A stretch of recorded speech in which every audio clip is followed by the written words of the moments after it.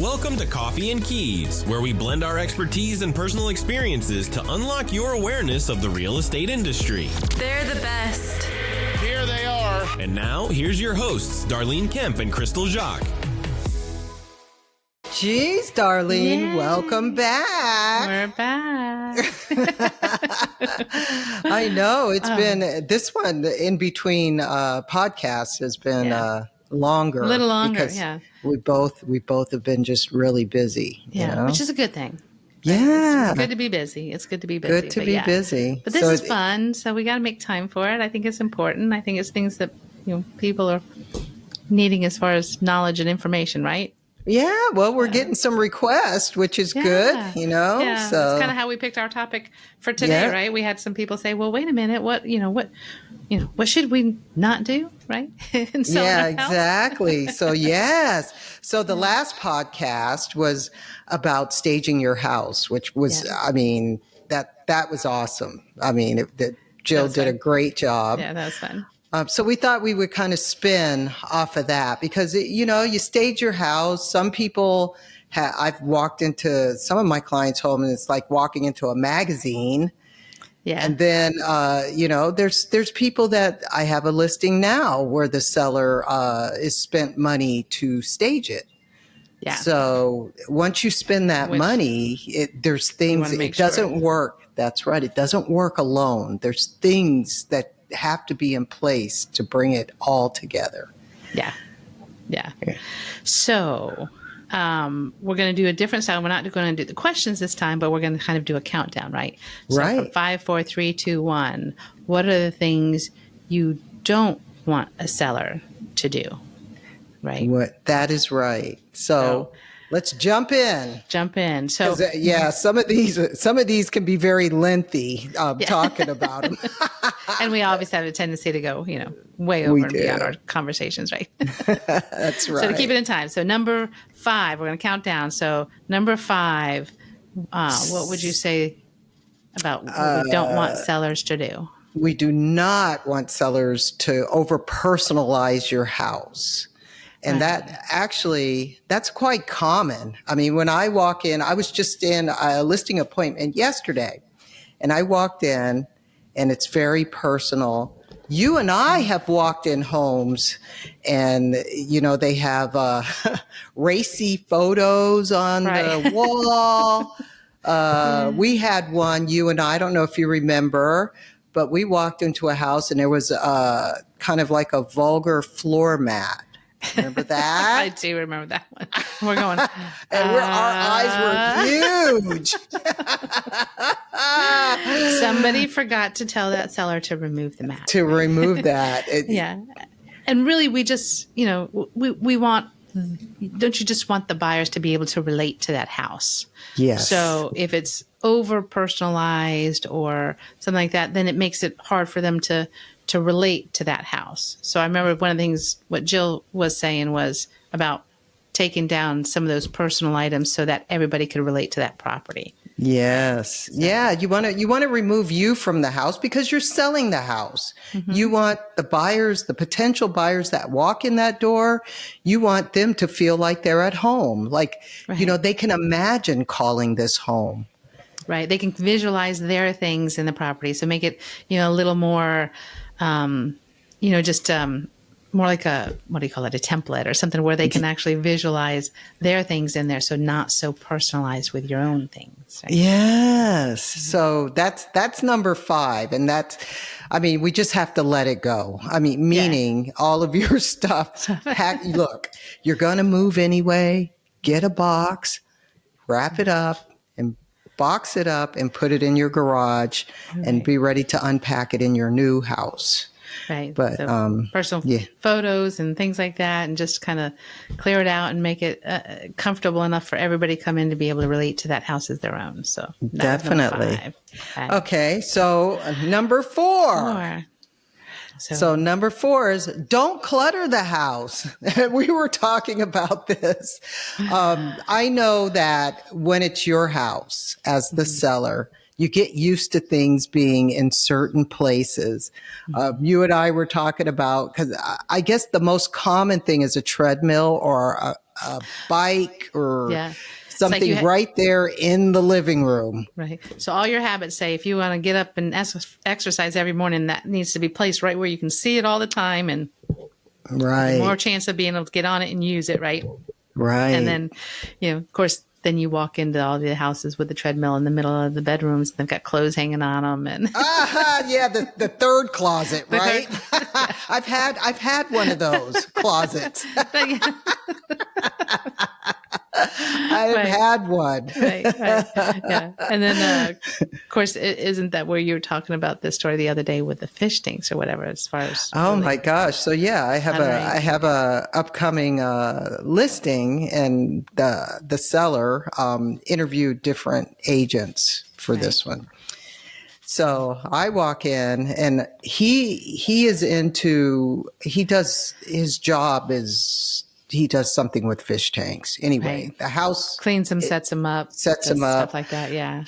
The house is wall to wall fish tanks, right? and the ones in the living room, they're huge, but they've got these big, pretty fish in there. Yeah, that's nice. But I walked into a bedroom, and I think there were 17 fish tanks in there, and it was wall to wall. And it was kind of cool. He made an aisle so you can get down, it's like wall to wall. Then you got 2 aisles, but it's all fish tanks. Right. So nobody could visualize that being used as an office or a bedroom or something about how many people are going to have a fish tank room. A fish tank room, right. So I said to him, well, are you going to get rid of this? And he says, no. And I said, you're not? And he said, no. He said, well, he goes, another agent told me to just put a glass door on there. And I said, they told you to do what? I said, look,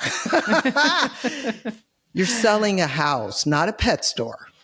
Right. You need to get rid of it. Yeah. Regardless if you hire me to do the job or not, I'm going to give you that piece of advice. Get rid of it all, because it'll be the fish house. That's how people will remember. There's always something that they remember a house by. Yeah. Yeah. So you want them to be able to walk in and say, I have this many kids and this many bedrooms, and how are we going to fit all these kids in these bedrooms? And then you got a fish tank house. And then you got a fish tank house. So the kid's not going to fit in the fish tank. No. That's how they're going to remember the house. Yeah. And you can't really see how big the bedroom is, Right.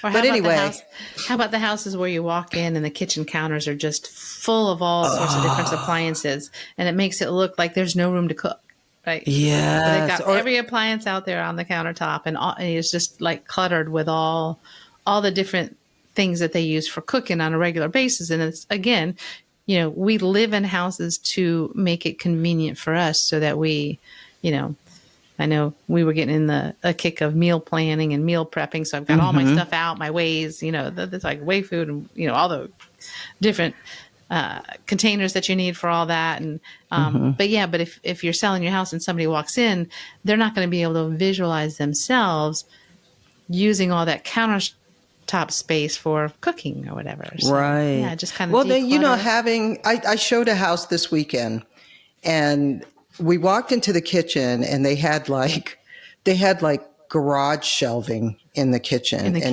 In the kitchen. And on that garage shelving, because it was wall to wall, it was all canned food and food, boxed food, canned food. So what did that do? That reminded my buyer that they don't have a pantry. Right. Yeah. Because it's all in their face. So they're going, wait a minute. Something's missing here. Right. So if that had not been there, he wouldn't have noticed that. He wouldn't have noticed that there was no pantry. He would have been able to think, okay, you've got enough cabinets in here. You can put your foods in the cabinet, or, different looks around. But yeah, when you put the pantry out and open kitchen or garage shelves, then it points out the obvious. I was like, they could have picked a little bit. The seller could have picked a little bit, went to IKEA or something and got some shelves there, but nonetheless. Right. Yeah. So, and again, it just looks out of place or look a little cluttered.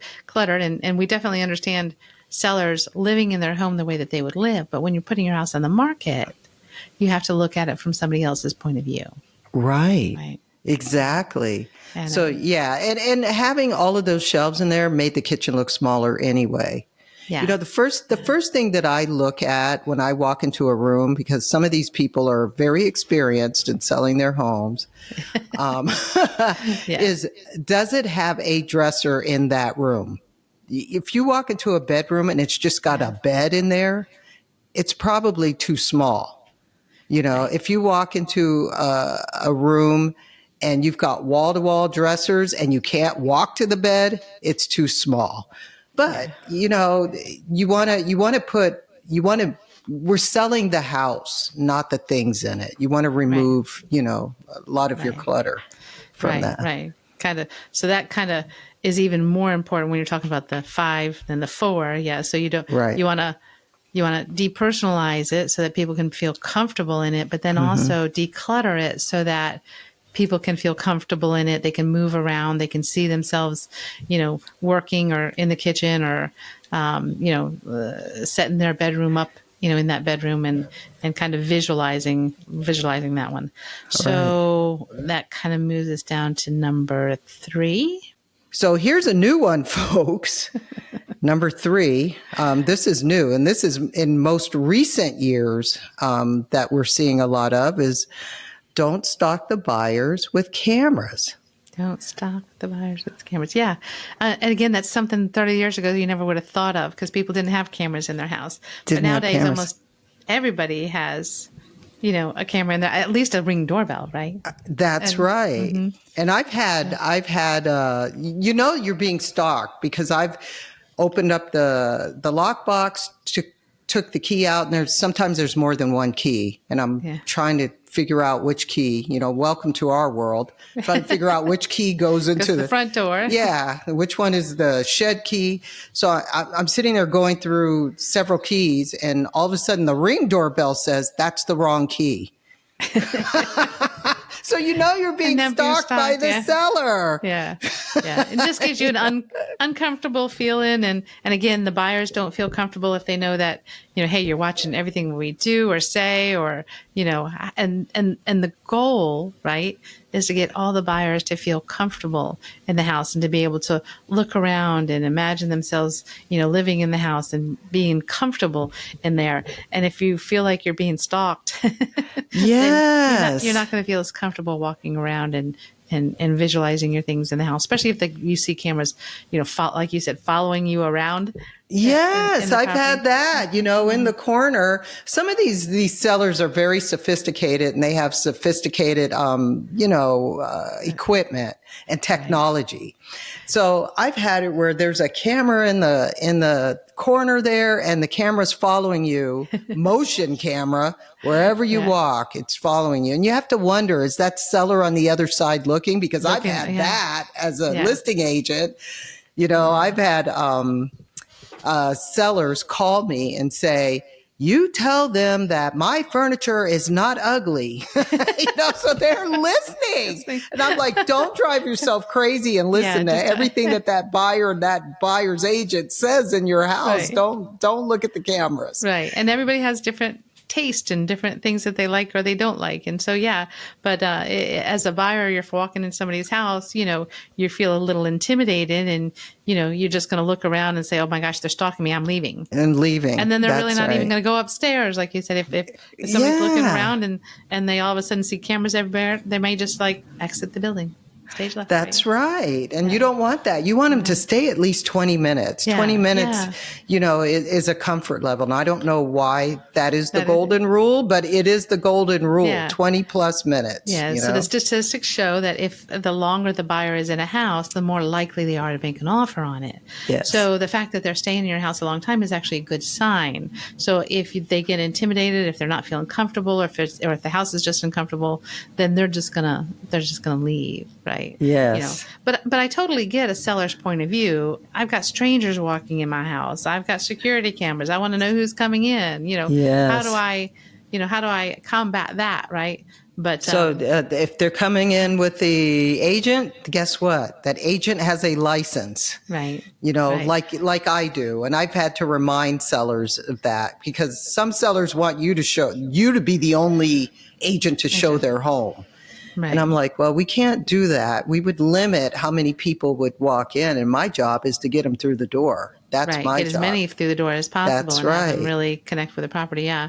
Yeah. They've all got a license. And then hopefully that licensed agent has had that buyer vetted, at least been pre-qualified. And then if the lender has you remember, I'm taking a full loan application.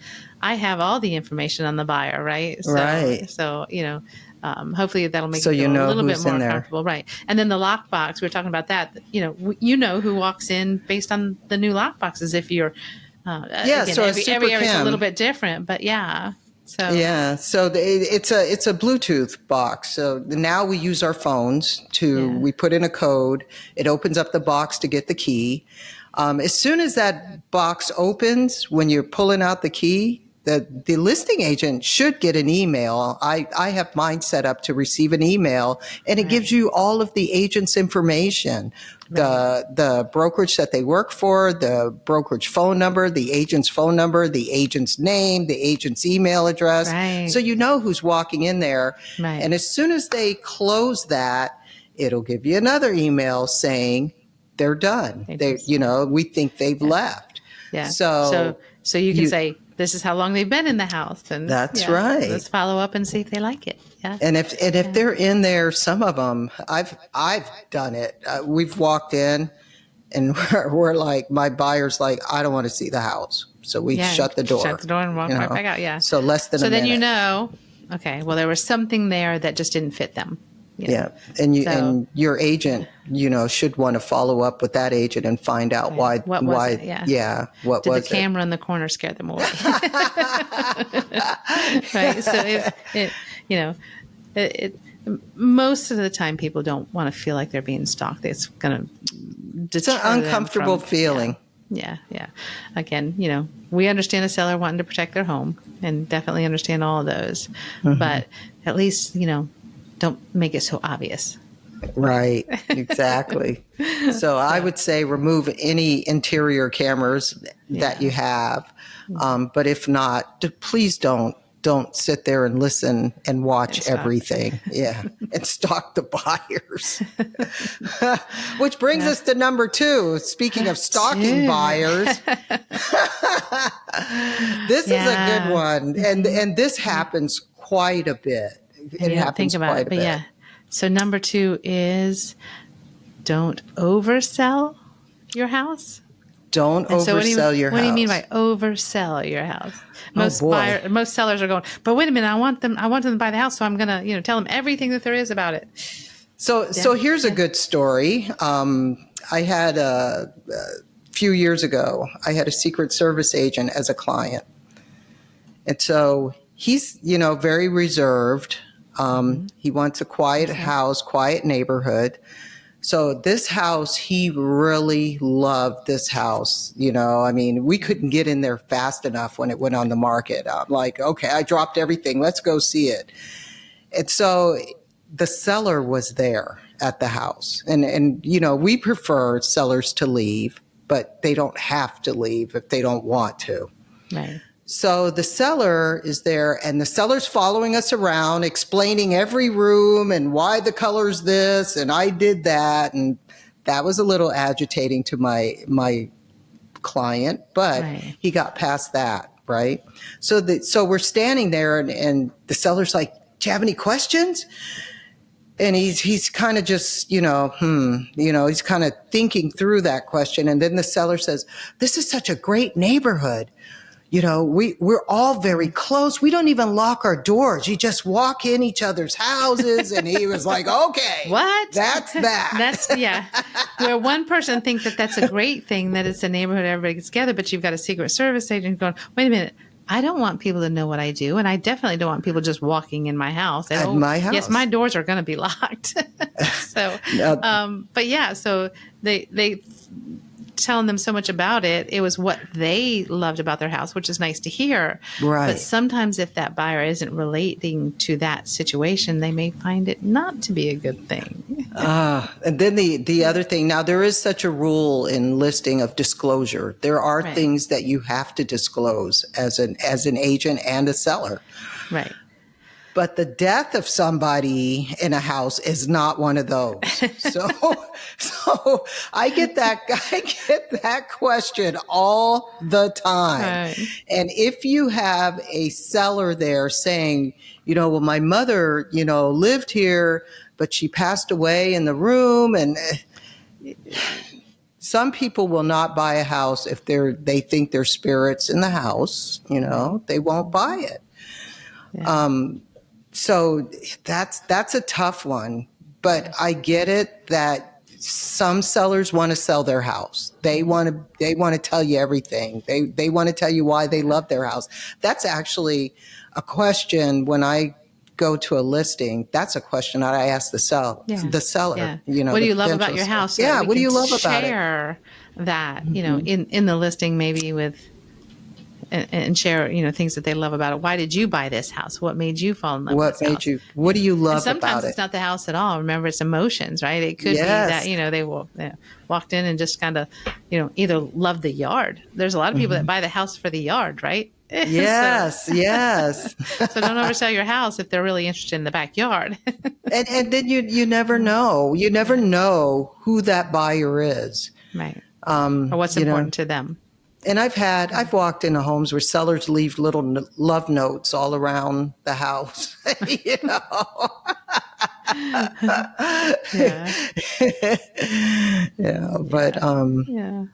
that's something you don't want to do. Yeah. That please. So as far as the seller even being there when a buyer is coming in, I mean, you usually tell the seller, let the house sell itself. The seller doesn't need to sell the house. So it's better for them to take their dogs for a walk.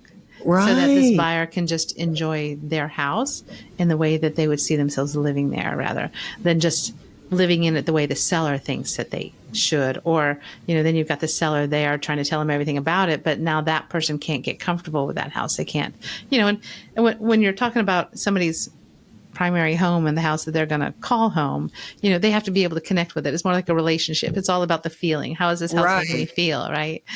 So if the seller is there trying to oversell their house, they may actually be doing more harm than good. The best thing to do is just let the house sell itself. Once you've got it prepared, right? Once you've number 5, once you've, we're taking off all the personal, items from the house. Depersonalize your and then house. you decluttered your house and got rid of, all that kind of stuff so they could really walk in and kind of picture it from themselves and that you don't have all the cameras stalking them. Now they can come in and they can really connect with the house and they can feel like the house is something that they could see themselves living in and they feel at ease and relaxed and they're not, stressed in the house. So you just really want to take that, away. So really, as far as don't oversell your house, don't try to sell your house at all. Let your house sell itself. And let it sell itself. That's the one thing that people talk about, homes that can't sell or won't sell. And I'm like, if somebody's living in it, somebody bought it. Yeah. Right. There's a house out there for everybody. Right. But that probably brings us right to that number 1. Don't do. My drum roll is not good. All right. There you go.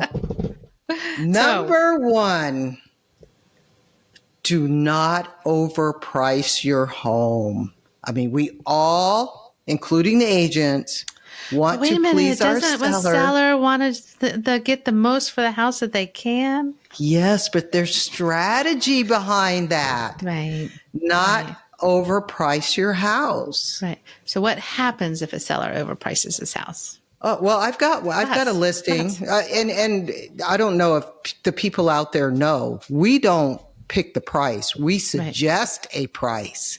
It's the seller that tells you what they want to list their house for. So I have one now. We have been on the market 60 days and not one showing. And why? It's overpriced. And he knows that. When he told me that's what he wants to list it for, I said, that's a little bit overpriced. Not a little bit. It's a lot of it. And he said, no, I'm going to get it. Well, guess what? Not one person has walked through that front door in 60 days. And if they're not walking through the house, how are they going to fall in love with the house? How are they going to know that they like it? Yeah. So And again, you have to get people in your house 9 times out of 10. Right. In order to get them to feel comfortable about the house, to feel like they can be, they have to have an emotional connection to it. And if you don't get them in the house, they're not going to, it doesn't matter what offer you'll accept. It's the beginning price that's going to get them to walk through, because they're not going to look at a house they feel like they're wasting their time with. That's they're outside right. their qualifications or outside their comfort zone, or they just know that, houses in that neighborhood are listed for lower. They're going to go look at those houses instead of yours. So overpricing that house is, in the beginning can just deter anybody from looking at it. It can. And, overpricing it. And like I said, 60 days, let's take my listing, for example, on the market, 60 days overpriced, nobody's walked through the door. Well, part of that stigma is the days on the market too, because it's overpriced. So now it's 60 bought days. This one, yeah. So what do buyers think? Right. What's wrong with it? This house, exactly. There's got to be something wrong with this. If it's been on the market for this long, why hasn't somebody gotten this house? That's right. So again, they're going to say,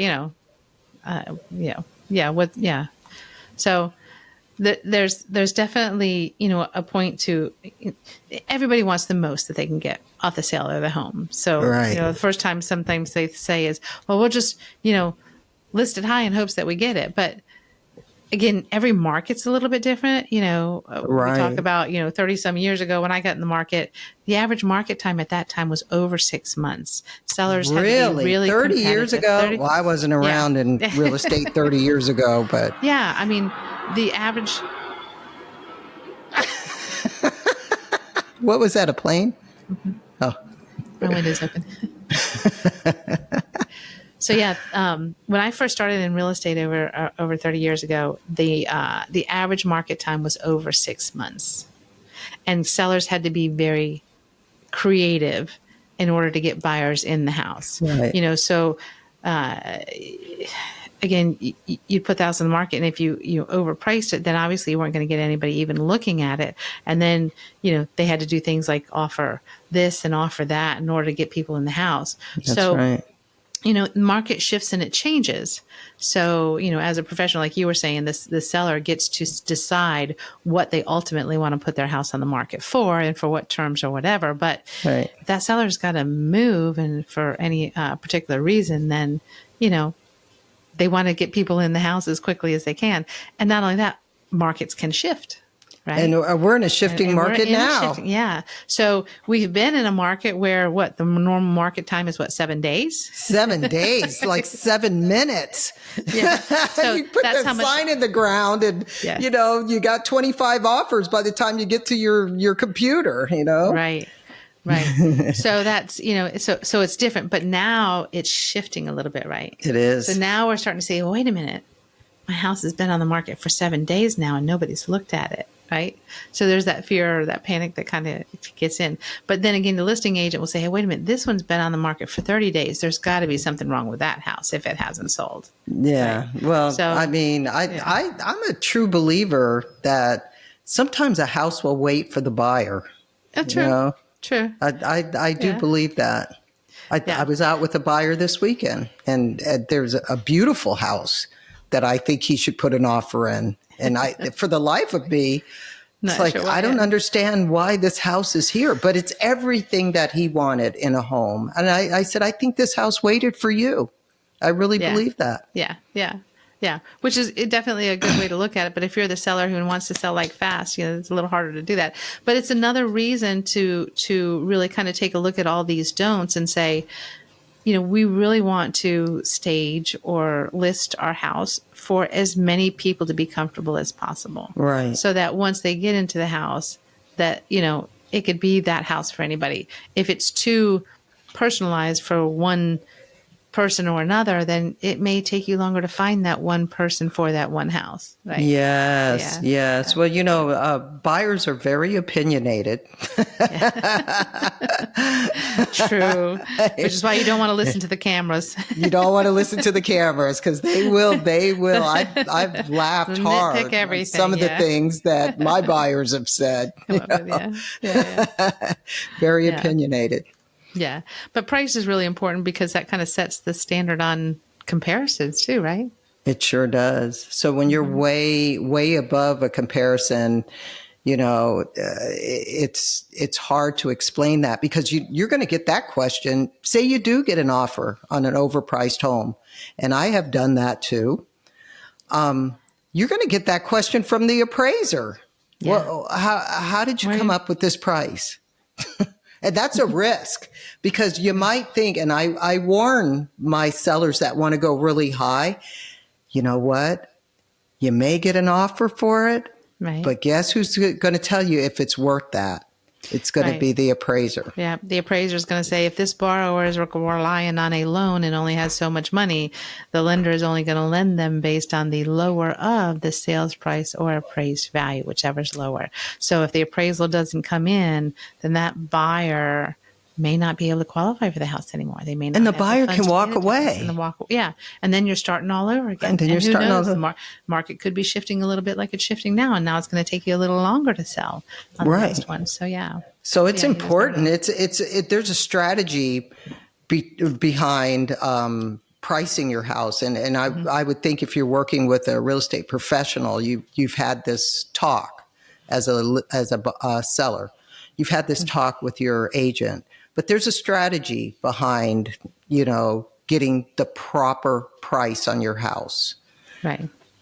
Yeah. Right. So that's and really important. You just kind of look at what's sold in the neighborhood, right? I mean, how do you, and again, you don't set the price, the seller does, but how do you determine what price to show the seller that, houses like his have been selling for? Well, I do comparables. Like you said, we look at what's going on in the neighborhood. I kind of get really analytical about it, days on market. The biggest question is, why are we selling and how fast do we want to sell? Right. How important is it to get? How important is it to get? Well, here's the biggest question. I'm talking to a seller. What are you going to do if your house doesn't sell? That's right. Especially if it's somebody who's got military orders or military transfers and are moving out of the area, can they afford to pay rent in another place and this mortgage at the same time? That's right. What's going to happen if they don't sell it by the time they have to transfer or move?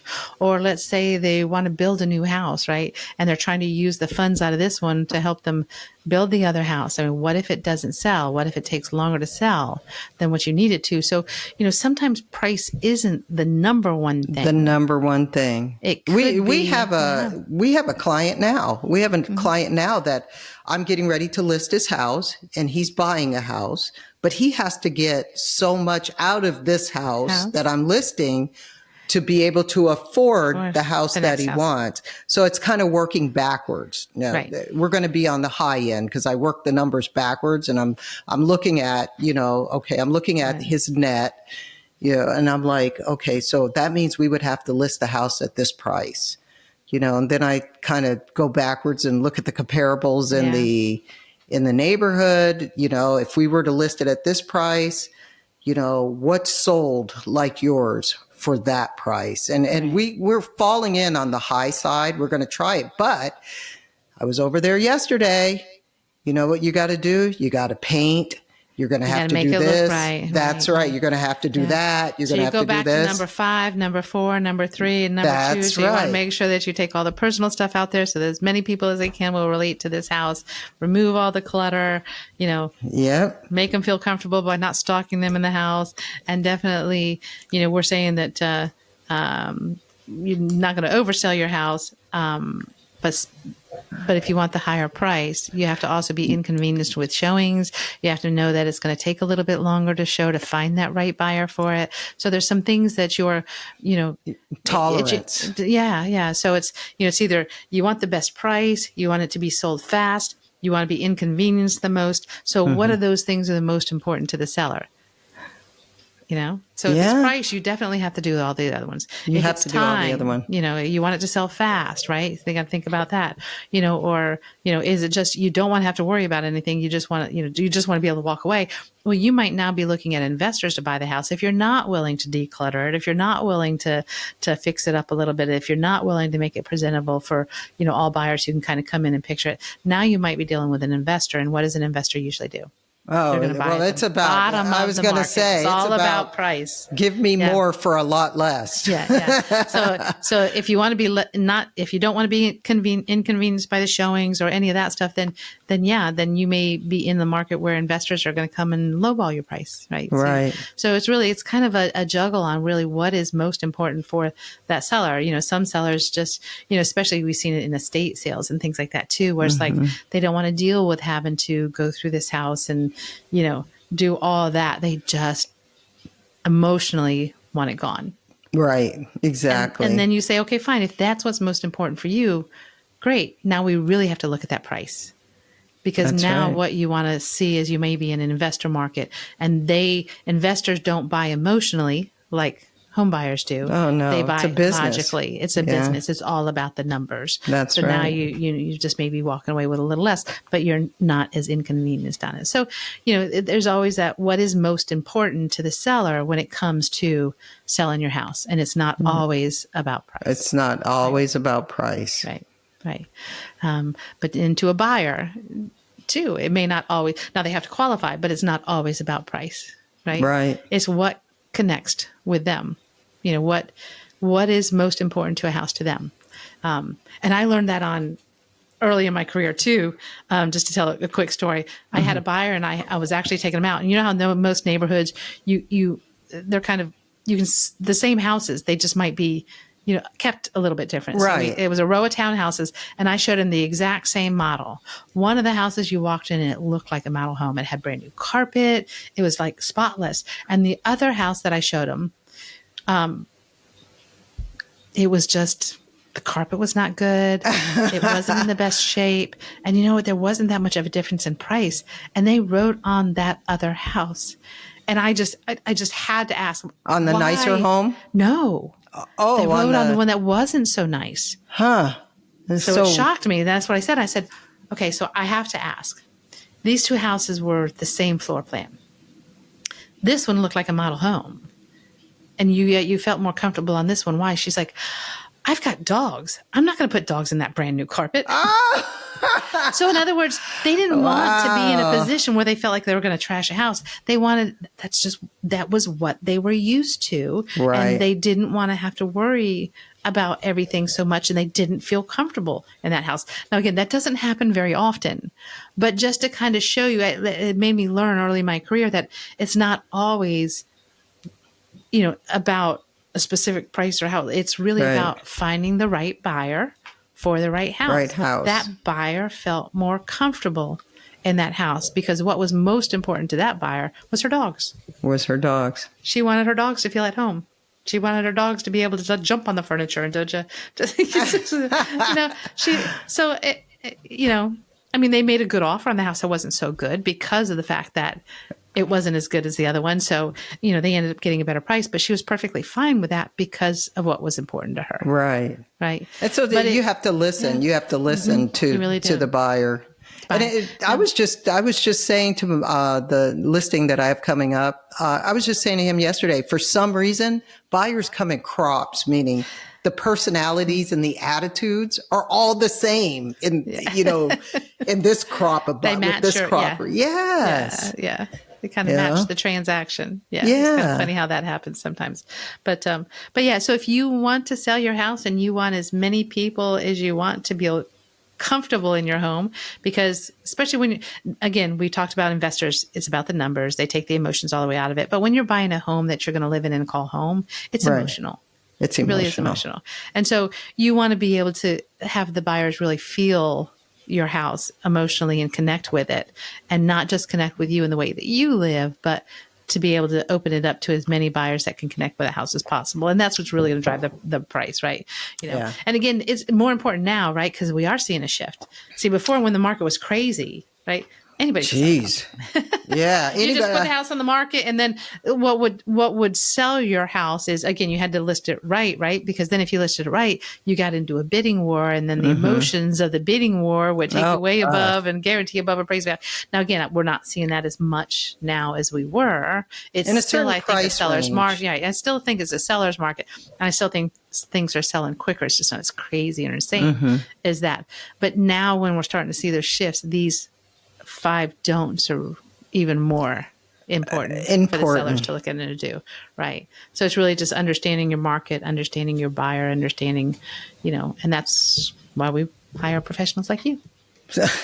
So let's recap. Let's recap. All right, Crystal, tell us top what 5 not things to do. what not to do Not to when do. selling your home. So number 5, don't over personalize your home. There you go. Number 4, don't clutter the house. Okay. Number 3, don't stalk the buyers with cameras. Yeah. Number 2, don't oversell your home. Mm-hmm. And our number 1 is, Darlene? Don't overprice your home. Price it right. So that is the number 1 thing to do, is price your house right in the beginning. That's right. And that's where, again, the seller makes the price, and they need a professional like you to help guide them to what you've seen the market doing and where it's at, and the best way to kind of counsel them for that right price. Love it. Awesome. Yep. Well, another podcast. Yeah. So hopefully somebody got something out of it, right? Yes. If not anybody, I did. It's funny how we have these conversations and we just kind of talk and brainstorm and kind of figure some things out. So yeah, I love it. Hopefully somebody got something out of it too. And now we'll be looking at our next topic. So if anybody has any topics that they'd like us to talk about or like to hear about, bring it on. Yeah, definitely let us know. We'll kind of enjoy having our conversations. All right. Until next time. And until next time. Coffee and Keys is brought to you by Darlene Kemp, VP, Senior Loan Officer, NMLS ID 173897. Atlantic Coast Mortgage, LLC is an equal housing lender. NMLS ID 643114. www.nmlsconsumeraccess.org. And Crystal Jacques, Realtor for both RE/MAX Allegiance, 4000 Virginia Beach Boulevard, Suite 164, Virginia Beach, Virginia 23452. Office phone 757-490-7300. And RE/MAX Professionals, 20,241 North 67th Avenue, Suite A1 Glendale, Arizona, 85308. Office phone 623-362-3000. Each office is independently owned and operated and supports the Fair Housing Act and Equal Opportunity Housing.